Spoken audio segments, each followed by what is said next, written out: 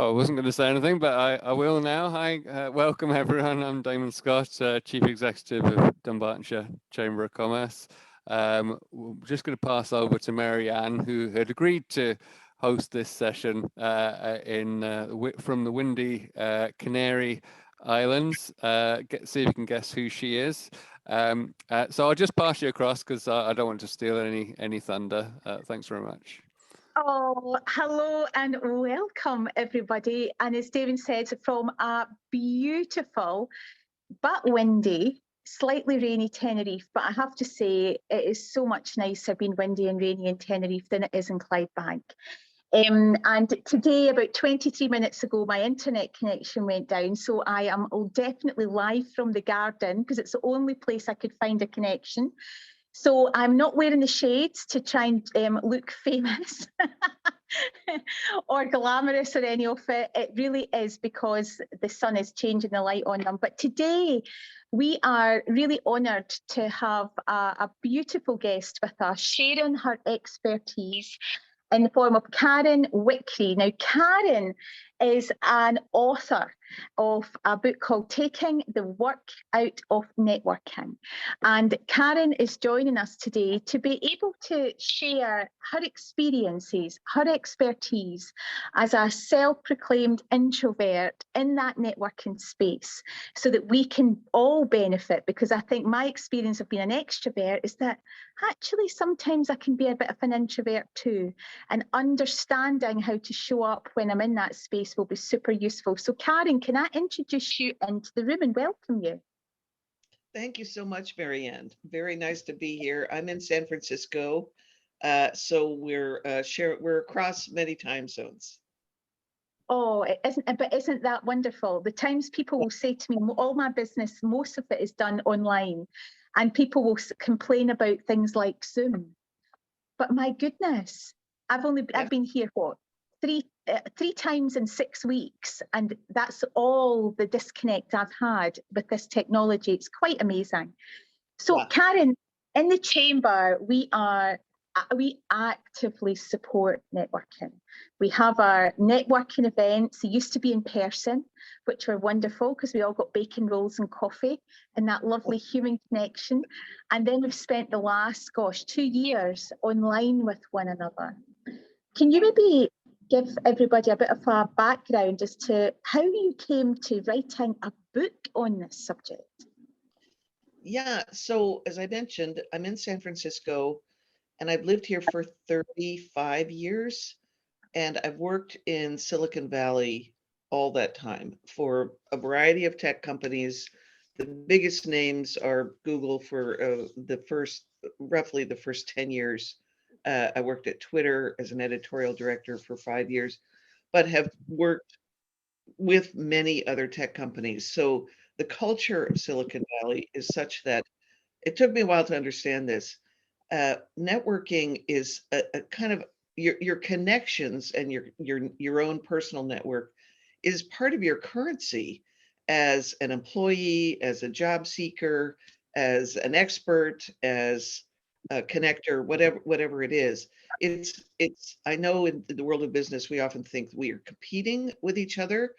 That is certainly true in Silicon Valley, but the thing that strikes me and has for a long time, it sort of became a natural thing for me, it is the fact that it's the job market is very fluid. You're going to change jobs multiple times.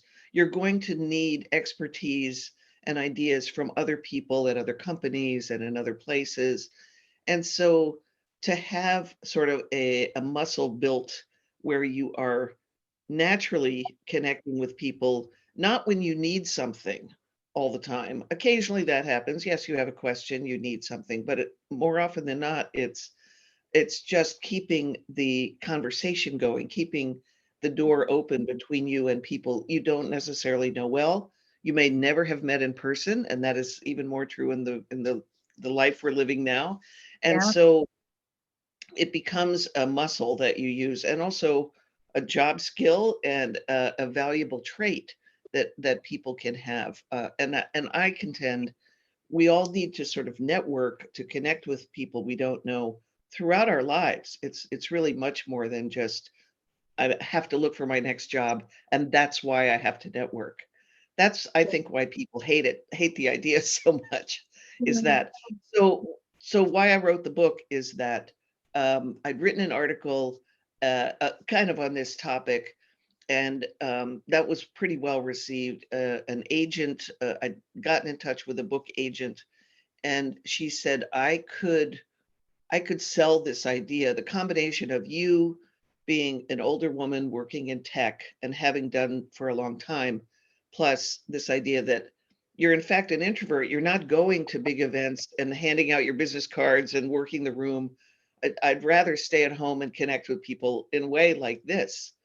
And so I did write the book, and I really emphasized in it, this is not about how to get your next job, right? It's much more about staying in touch with people. That's really the secret that I sort of uncovered for myself as I wrote it. Networking and having a big network or a network that you can rely on is much more about staying in touch with people than it is about meeting people. Yeah. I think there was a beautiful phrase you used there, and it's about having a muscle built when you're naturally connecting.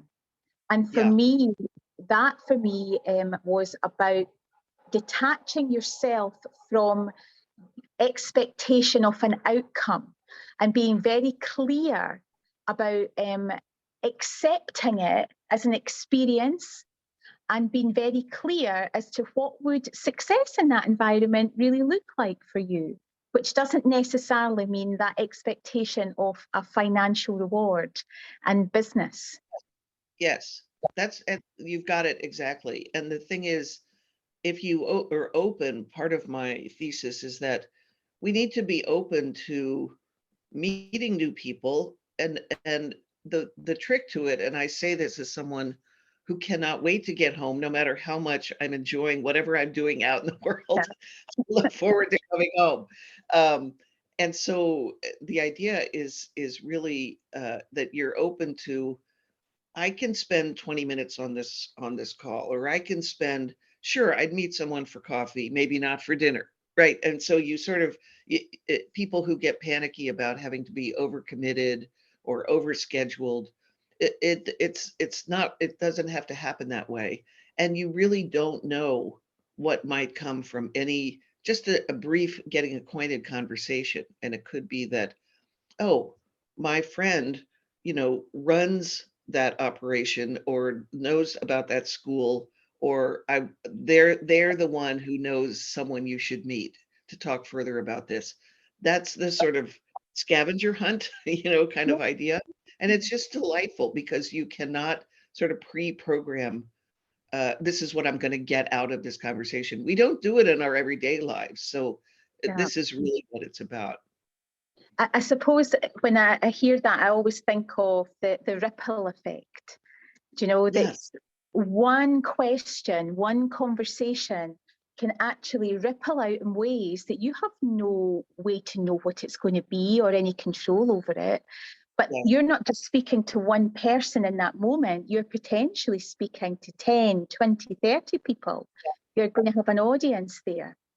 Yes, and also things don't necessarily, as we know, have an immediate turnaround or payoff, as you were saying, so that the one conversation might might germinate over time, might build into something quite different in a year.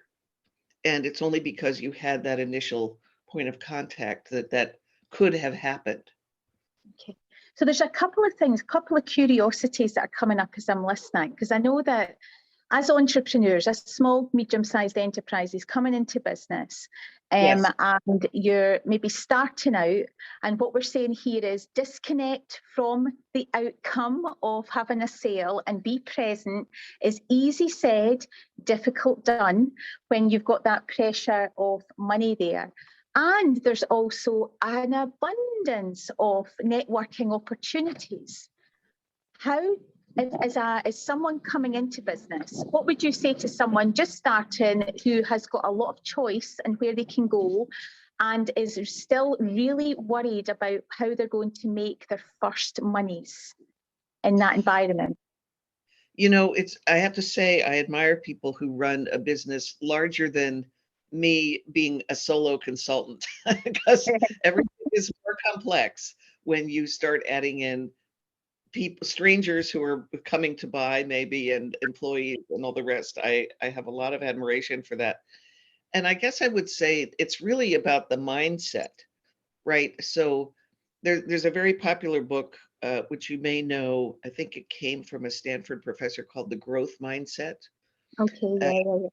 oh, it's a popular business book, and the idea behind it is, you know, a growth mindset is open. It doesn't mean you don't attend to your sales strategy or figuring out your customer base or how to stay in touch with them, but it's much more sort of having an open and curious mind about all kinds of opportunities that might come your way without thinking of them as this is an opportunity, right?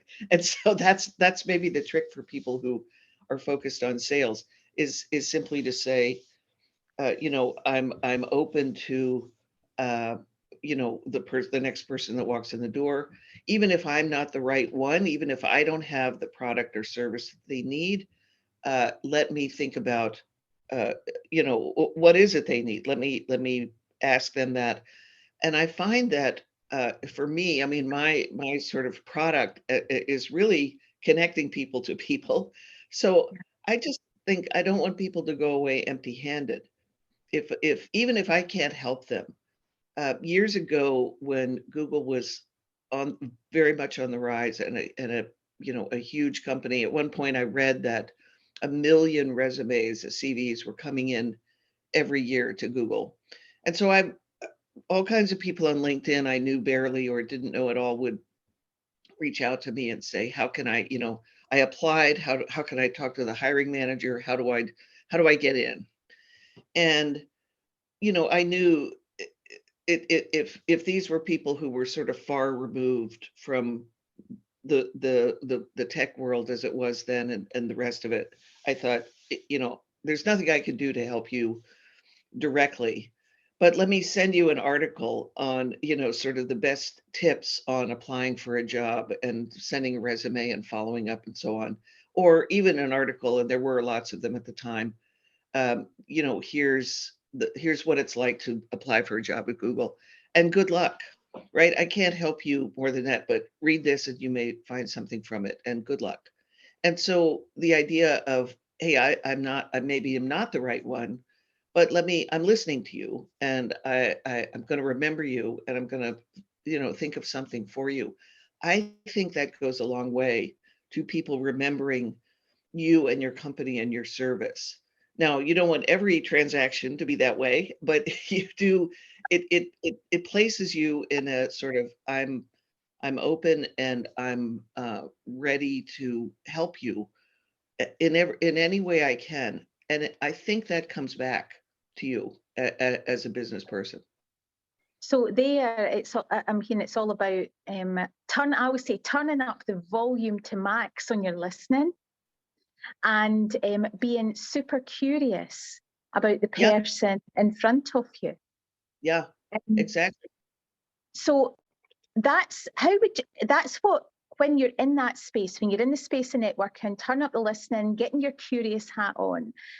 Is there anything on your journey of exploring networking, experiencing it, that you would say would be good things for people to consider about how to prepare to make sure that they're in the right networking space, or being able to prepare for being in networking to get the most Well, out of it, to be able to be in that yeah. space for listening and curiosity? Well, I think one thing, people here talk about having your elevator pitch. You know that phrase? Sort of Yeah. like, if you were have a two-flight trip on an elevator next to someone and they say, "What do you do?" Then you can do it in that that two floors. Um, but don't think of it though as a pitch so much as like, what's your story? So you do want to not, in fact, it really shouldn't be a pitch. What you want to have to prepare before meeting someone or at an event where you might meet a number of people. What is your short, and I mean short, description of what it is you do, what your business is, what your expertise is, what your service is, so that, and not just sort of the way it would lie flat on LinkedIn, but more a little bit of how you think about the greater purpose, that what we'd call the 10,000-foot view of what you do, but condensed. You don't want to give them a chapter when they want a paragraph, right? So you have to watch for brevity. But you say something that is interesting. I'm reading a book right now that's coming out in March. It's from a well-known figure in Silicon Valley, and he was all over the place as he didn't have a profession. He was just in the right place at the right time for so many things that started in technology and the environment. And his line for himself, I actually like. It's that I find things and I found things. and that doesn't apply to all of us, but it's a good opening line, right, for a conversation. Yeah, I think my internet connection broke there slightly. Uh, So it's all right, it's okay. I mean, I think that it's that balance, isn't it? Because time is our most precious and finite asset. yes, Absolutely precious. And yes, as business owners, it can be the one thing, the key thing that people will always say, if I only had enough time, I don't have enough time. And networking is one strategy of connection amidst quite a lot of them, and having to make that decision, one, that it's going to be right for you, and two, that you're going to choose the right space to go into. yeah. What advice would you give to people of things they should be thinking about for choosing the right space to go into in the first place, so that they are valuing themselves, what they have to offer, and valuing the time of others? It's a bit of trial and error, I would say, to figure out the right spaces, as you say, the events, the gatherings, and whether they're online or not. I would add. It took me. I used to go to, in the before times, a lot of tech conferences. There were just dozens of them, all year long. And I would go, really more out of curiosity. They weren't all required by whatever my job was at the time, but I was curious. There might be a speaker or two I was interested in, or I was curious about, what the subject was or something. And it took me a while to sort of be able to gauge, okay, this one will be good, and this one I don't need to spend the time on, or it's, I know someone else is going and I can get the lowdown from them. And so similarly for other kinds of events, whether it's, you know, uh, just a business gathering or there's we all want to connect, and that's why there's all kinds of events, including many Zoom calls. And so, um, you're going to miss some that you might have enjoyed, and you're going to, sit in on others that really didn't amount to very much for you. That's just the way of it. And I think the thing is to sort of assess, where am I right now? Do I need, this kind of event or gathering versus this other kind?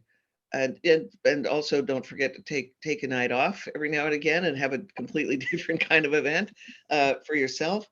But it's really just understanding there's more of whatever it is coming along.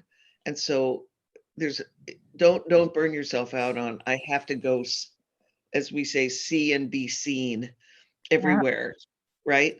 Um, you don't, and there are other ways to be seen, which is all about being online and being present online. And so um, some are interesting, and there's serendipitous moments that can be had, and that's wonderful.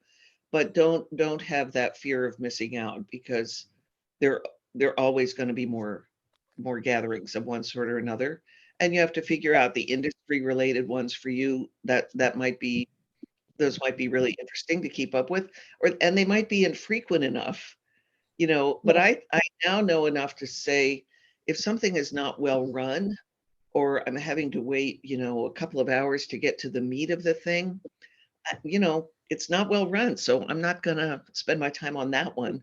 But maybe a smaller, more impromptu one might be more valuable. Can I I can know I that just if jump in, Marianne? Sorry, yes, just because I've been listening to Karen's audio book in the last few days, so there's some bits I just wanted to pick up on Yeah. there, and wondered if you could say a little bit more. I guess I think we think about networking far too much as events here. So it's Yes. much, I wanted you to expand a bit more on, you don't have to go to an event to do your networking and build your network. So I like some of your phrases about the long game, which you've Yep. mentioned, which is it isn't overnight, but also the loose touch, Yep. and how, especially if you're not inclined to be sort of out there at events sort of thing, the idea that the digital assets at your disposal. So I just wondered if you could expand a little bit on the loose touch and how you might grow your network digitally, I guess. Yes, sure. And I'm glad to do that because it was years of going to events that made me realize I don't have to go to events. There are too many that are, they have some value. I'm not saying they don't, but I just don't want people to feel like, oh, I must go to events, which is again why people hate the idea of networking because it's not always a good experience. So I would say, and this gets to what I had mentioned earlier, the most important part of meeting new people for whatever ends is really about staying in touch with them. So even if you did go to a gathering, an evening event, or again, a Zoom call, you might hear, or run into one or two interesting people. The whole key to networking is actually there is a spark in the moment, but it's much more about the follow-up, right? If you're at a conference, for example, and some are wonderful, you're not going to have your whole relationship with that person at that conference. The key is the follow-up, and the follow-up is all one-to-one, and it's all done, or much of it can be done online. So if you're connected to someone you've met briefly, or of course you've met online, you can say, "Can we talk more about this? May I follow up with you to ask you, more about your ideas? I'd like to, uh, have you as a sounding board for my ideas. May we stay in touch? Can I reach out to you?" And most people are flattered by this and will say yes. Super busy people and celebrities may not say yes, but that's not a problem for most of us, I think. And so the follow up and the staying in touch is in my mind, it can be all digital, can be all online. We have never had so many ways to have touch points with people. We may be connected on LinkedIn, we may be connected on uh, uh, um, Facebook or Twitter, or WhatsApp, whatever it is. Um, don't overuse it, but that's a way to stay in touch. And the way that I have learned to do this is simply because I like the people that I know or have a good sense about. And so I'm not always asking for advice or for, a favor or anything. I'm saying, did you see, to my old Google friends, it might be, did you see this story about Google in the news? What do you think about that? We might have a little gossip session on a private message, or something like that. But we're staying in touch, right? And people that you know less well, you can do this with. You can say, I thought about you when I saw this. Or I know you love cats. I saw this. I mean, it does not have to be work related necessarily. It's all about the sort of comfort level that you've already established with them, and you say, "This made me think of you. How are you? Let's catch up sometime." That's not a request to schedule. That's simply a momentary touch point of like, you're top of mind to me, and people do notice and respond to that more often than not. And you can have that sort of occasional, it's very intermittent. This is not a constant, I need to talk to, someone 3 times a week or any of that. It's much more just sort of on occasion as you come to mind, or as there may be a need for a sort of tickler, like, oh, I know this is, their, whether it's their birthday or their new job started or their business is launching or relaunching. That those are the occasions when you can reach out and say, you're top of mind to me. I'm thinking of you today, and I'd love to hear how it's going. That's the sort of magic of having a network and having connections with people. It's exactly that. It's not the initial meeting, and it's not the transactional need. Those come into it, but that's not, this is more the heart of it. So, what have you found to be, Karen, the biggest challenges as an introvert Mhm. networking? What have you found to be the biggest challenges, and how have you overcome them? You know, honestly, there haven't been that many challenges to me. I think that was part of the point of that book, which was Mhm. uh, all networking is one to one, and so one to one is perfectly well done online from the comfort of your own home, as they say.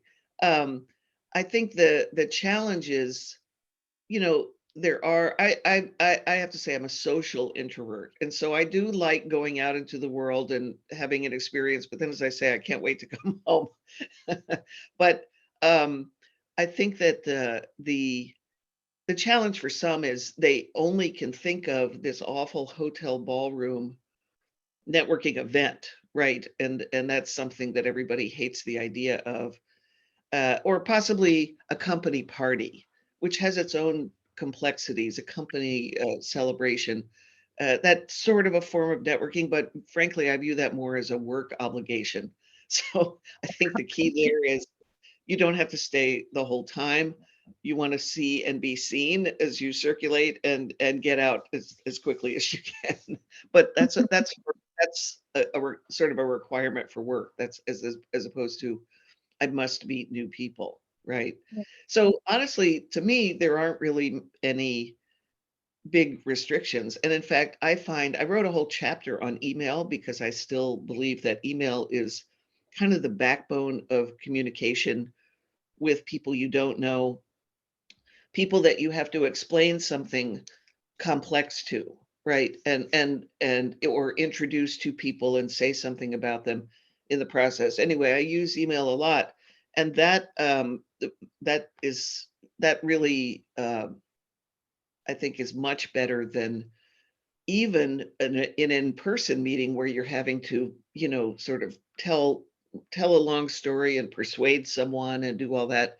It's much easier to do in this kind of asynchronous way where you're able to read your email and you're ready to focus on things, and Yeah. then you see this, note for me. Yeah.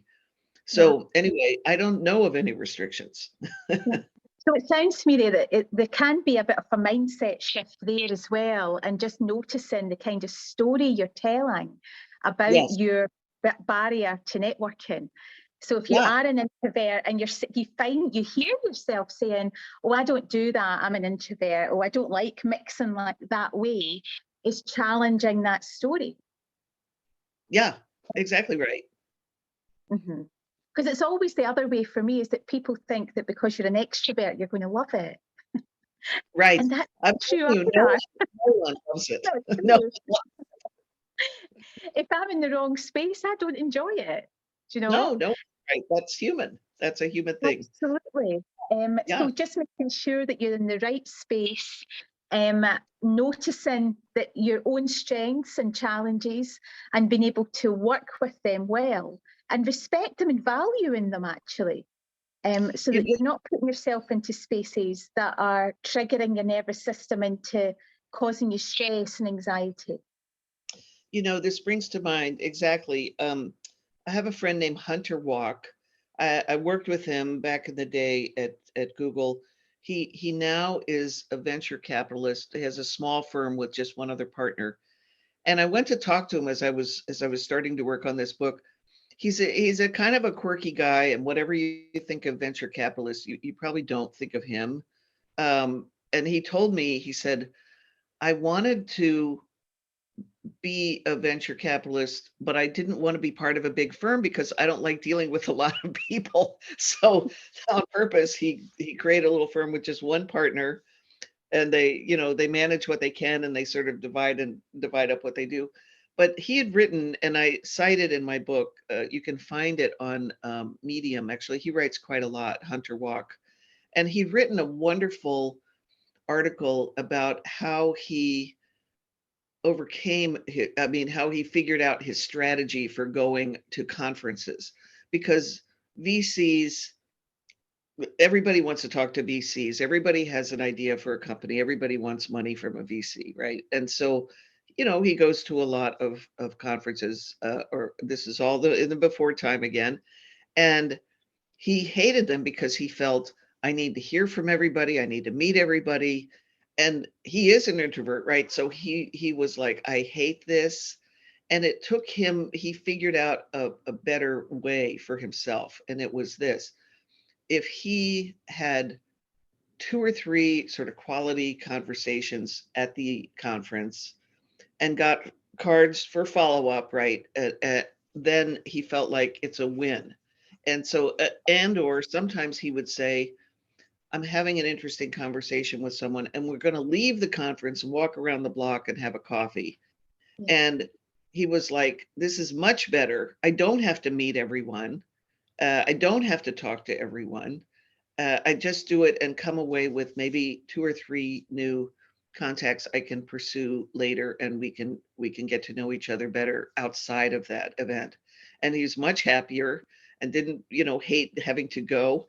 And I mean, the same thing. I mean, that I essentially learned that same thing about, and it could also apply to, by the way, a big dinner party. It doesn't have to just be a conference. Have a good conversation with two or three people, and again, follow up. That's the important part. And you're good. So I love that story. Yeah, that's beautiful. It's Warren Buffett jumped into my mind there. My husband always talks about him. Just wants to be in his own space, but it's worked Yeah, out his own way of doing it and bringing in yeah, people to do the stuff he doesn't like, and works in his genius zone the whole time. And yeah, ultimately, it's about you can't value others unless you value yourself, and being able exactly. to be in a super place to turn up and serve other people, because that's the big thing I'm hearing from you. You Yeah, actually have to be able to serve yourself first and yeah, think, what can I do to make me be able to show up as the best version of me in that space? Go for a exactly. walk, Yeah, have three great conversations, yeah, celebrate the success of them, yeah, and that and then those three people will have had an amazing experience, I'm sure. An amazing experience. exactly right. Yeah, because I'm sure he was quite grumpy trying to get through 12, 14, 16 conversations Exactly. before he By the put way, those it's boundaries exhausting. in. It's exhausting, as we are learning, for those people who have to spend all day on Zoom. If I Yeah, have three calls on Zoom, I'm kind of had it for the day. It is exhausting. Yeah. totally. Because it's the amount of energy our brains use for in a conscious brain when it's hearing new things the whole time takes a huge amount of energy. And these new conversations this is where all the activity takes place. Whereas our Yes. subconscious, which is a lot easier, Yes. it's getting a wee sleep while this is all going on. So it's being kind to ourselves, just even recognizing that that's happening. Really lovely Yeah. reflections, Karen, lovely reflections. Now, I'm not sure because I'm on my phone exactly how many people we have in the room, but Got what I'd about like to do is to, 16. oh, fabulous, is to invite people to pop your questions into the chat for us. Things that you might be feeling challenged by in your networking, curious about Karen and her journey, and we'll do our best to be able to get through them. Now, you're going to have to help me here, Damon, because I can't see anything. All right. But just being able to bring some voices from this space into the room, because it's a lovely space to be able to do some connection. Karen, what would be if people are listening to you today and they're thinking, oh, I would love to continue a conversation Yeah, yeah. with Karen. What is the best way for people to be able to connect with you? I would say I'm on LinkedIn, very easy to find on LinkedIn, and I do use Twitter a lot. I'm quite a Twitter person. So if I'm not saying get started if you don't, but if you happen to be on Twitter, you can find me there too. My username is Kvox, KVOX. Wow. Do you know, I'll tell you a story about Twitter when it comes to valuing self. I tried Twitter, Karen, but it always took me about 32 minutes to write a tweet, which isn't the point. And it was one of those moments I thought, I'm going to let this one go. I would say though, I have been known to, for my own tweets, it's like trimming a bonsai. Like I will work on it exactly to get it right. But a lot of times, this is what emojis are for. You can also use an emoji instead, and it'll go faster. That's so good. Damon, So have we got any questions we in the have chat? got a question from Phil, actually. He's a bit more of a LinkedIn man, so he's got a question here. Could just get you to ask it yourself, Phil, if you want to jump in. That's true. No, I'm just wondering, Karen, I quite often get LinkedIn requests from people I've never met or Yeah. met either on Zoom or in person. Would you usually connect with them, or would you just delete them if you haven't ever met them before?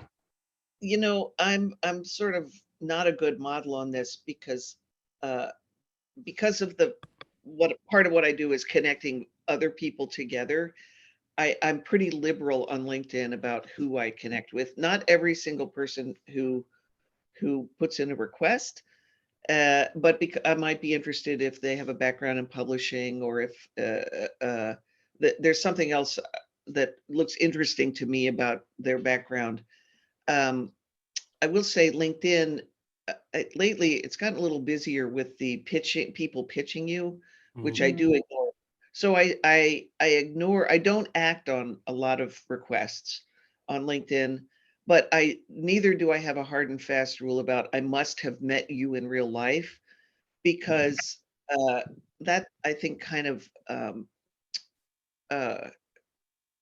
kind of limits your ability to be connected to new people. So often I will find I'll go to a little event or I'll go to a workshop and a couple of people out of that will want to connect and I'll want to stay in contact with them. Um, when it comes to people asking, a lot of people now on LinkedIn are sort of they don't necessarily have to be connected to you to, kind of pitch you on something. And I typically do ignore those. Or LinkedIn, interestingly, has canned language that says, thanks, I'm not interested. And that should be the end of it. But in any case, I probably am more connected than I should be. And there are times, honestly, when I look at LinkedIn and I think, I'm connected to this person. I don't know anything, I don't remember them. I don't remember why I connected to them. So I would say go a little outside your comfort zone in terms of if they have an interesting background to you or doing something that is of interest to you, but not necessarily everybody who asks, and not only people that you've met in real life and you already know. Thanks. I guess a bit of due diligence there, Karen. Don't just accept. Look at their profile and see if there's anything of connection. Great. So I've got a few comments here to read out, Marianne, if that's okay. Michael's put one up that is great. He says, "I'm an expert at reading fire evacuation notices to avoid chatting." Can be stressful. Everyone else seems to be in groups that know one another, but there are great people in the world that go around sweeping up lost souls and introducing them to others. So I thought that was a nice comment. I would add to what Michael said. If I go to a party where I might be going because I know one or two friends who are going to be there, or I promised to meet someone there or something. I'm expert at kind of looking at the art on the walls. I will do that until my contact shows up. But I don't mind. I don't want to stand at the edge of a circle of people and not join in or have anybody invite me in. That's not a good feeling. But there are often the ones and twos scattered about that can be sort of the conversation starters. And again, from that few minutes, you may not know what comes from it, but that could be nice enough. Great. Absolutely. There's another good comment from Aileen. Actually, I'll probably just bring you in, Aileen, because it's a very good point that you've made. If you could share that with us. Hi there. So my comment is that not to always take no for an answer, because sometimes circumstances can change, especially with the past year or so in lockdown, and circumstances have changed very quickly at times. So I had a contact before and they didn't want my services, and then they've just recently come back and asked me about it. So they must have remembered me, must have said something that sort of struck a chord with them, and I thought, oh, that's good, they've come back. So Yeah. Resilience as well, that just not to take no for an answer, and try again. And not assume that's the end, right? That no is the end. No, that's right. There's a very delicate line between that no and how you continue to try, right? So that you're not trying too much. I think we all know people who come towards us and we say, oh, they must want something. And so you don't want to be that person either, but you do want to understand, well, a no isn't a no, isn't necessarily a no forever. And have that understanding without necessarily saying it, because that speaks well of you, that person came back to you and said, you know what, now's the time. Sometimes people have the ability to say, at the moment, the answer is no, but I do want to stay in touch, right? Or I am interested in what you're doing, and I think what you're doing is great. And so that's sort of in a way a yes.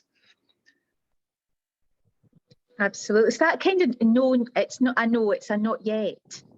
And I know that we can actually celebrate the no's that we have. I remember one day we had 15 no's in a day, 15 no's, and we danced to celebrate the 15 no's because there was 15 lessons in there for us to have. And we were just another no closer to our next yes, which was about 2 days later.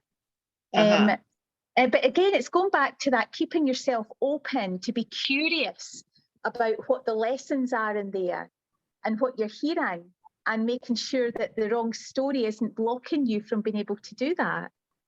That's right. Great. Wonderful. Well, Eunice has made a couple of comments on that that I'll share with people as well, which was saying it's useful to understand why people may be saying no is one comment, and pretty much all businesses start with mostly no's and slowly move towards the yeses. I think they're probably quite poignant, I think, as well. And I think going back to what you were saying, Karen, as well, about it being a long game.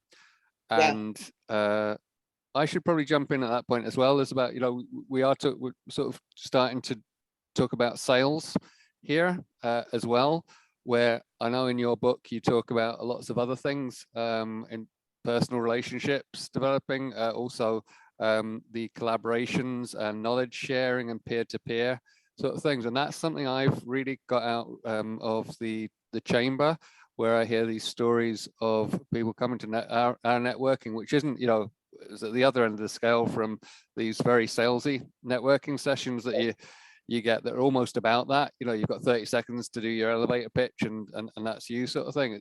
And that idea of developing relationships, and the things that I've heard about, the stories that I've got coming back, are far more powerful than the odd sale here and there. It's people coming together for joint ventures, partnerships, or sharing a bit of peer-to-peer knowledge that has helped them develop their business. So I don't know if you want to expand on that element, because I know you mentioned that. Well, when I say, I think this is probably the wrong word, but when I say a scavenger hunt, sometimes it's that idea. It's sort of like you don't know what might come from a conversation, or the intermittent coming together, where it's informal, people you don't know well. I just got a note yesterday from a woman I met um, probably 4 years ago. She was the friend of a former colleague at a long ago job. And, we got together for a coffee, and she told me, really interesting stories about her background. And we just sort of stayed in touch. Well, she wrote me yesterday. I hadn't talked to her in probably 2 years. And she wrote me yesterday and said, I'm launching a new company to help women who are launching a business. And it's called Women Launch Table or something like that. Anyway, she said, I have a partner. We're dividing it up. We're about to launch our website. And she said, in part, she said, I have you to thank because our coffee, 4 years ago, we talked a lot about women over 50, and we talked about the way that careers can go and building on our strengths, and that stayed with me. I could not remember, I could not tell you what, we it wasn't a formal conversation, right? It was just over coffee. So I'm very touched and appreciative that she did remember this, and that it helped her, among many other things that she did on her own, to get to this point where she's launching this new service for people. And it was just, and I've had very similar experiences myself. So it helped me understand these sort of moments and sparks of ideas that you have in an exchange with somebody else. That's the thing that can somehow stick with you and lead to something new that she couldn't have had. She didn't have a plan for when we met. It was nothing like that. Wonderful. I'm just trying to see if there's anybody. Wonderful story. I can just see that, Jill. For some reason, my eyes are stretching to let me see that popping up. I think that's Eunice saying thank you for that. So that's wonderful. Is there any other comments, Damon, that I'm missing? I'll just do a quick roundup of the last two. There's your wonderful other half was made a comment about, remember reading about salespeople as being professional mind maker-uppers, helping the client to make the best decision for them, which I think is a good way of looking at it. Eunice hilariously sharing his nose. He asked his wife 6 times for dinner before she said yes. Now 23 years later, they have 3 beautiful kids. And he says he's a very lucky man. So that's Jules saying that's a beautiful story there. So yeah, if Eunice had taken no for an answer, we don't know where he'd be now. Absolutely. That kind of feels like a really nice space. What a beautiful story, actually, to be able to kind of round this up, because it's really felt like a very heart-led conversation, Karen. A very heart-led one, and nothing like a bit of love to just be able to off in a day. It has been a truly beautiful conversation with you, and I'm sure there's people on here who will like to continue to get to know you better. So being able to reach out to you on LinkedIn would be wonderful, and I know that I will be actively doing that too. All right. Damien, can I just check in? Is there anything else that you're wanting to share in relation to the chamber or the session before we close up for today? No, just to say to Karen, thanks so much for taking me part, making me kind of listen to my first audio book. I have to admit, and I'd recommend that to anyone if you'd like to hear Karen. She does it herself actually, which is great. Reads through her whole book, so that's available on Audible. I think other platforms are probably available, Karen. Yes. And everywhere all the time. I think you get it on Amazon and all sorts. I feel like one of these chat show hosts where you're giving the book a plug at the end. So yes, available all good booksellers, sort of thing. So no, I think that's fine. And anyone who'd like to join our growth session this week, please do jump in and hear from really fascinating fire starter solutions who'll be helping us with some 5 key things to look at, along with some of our other experts on Thursday, which is the lunch and learn. So thanks again, Karen. That was really fantastic. Oh, thank you so Wonderful. much. Thank you so much. I had a lot of fun, and anything for the Scots, as I always say. Well, thank you everyone for joining us for another wonderful event from the Chamber of Commerce here at Dumbartonshire. As Damon said, we have our other events. Do look on to the Chamber website to be able to get more details. And we always have our networking with purpose, where we are always excited to see faces old and new. So we look forward to seeing you there, and thank you for joining us today.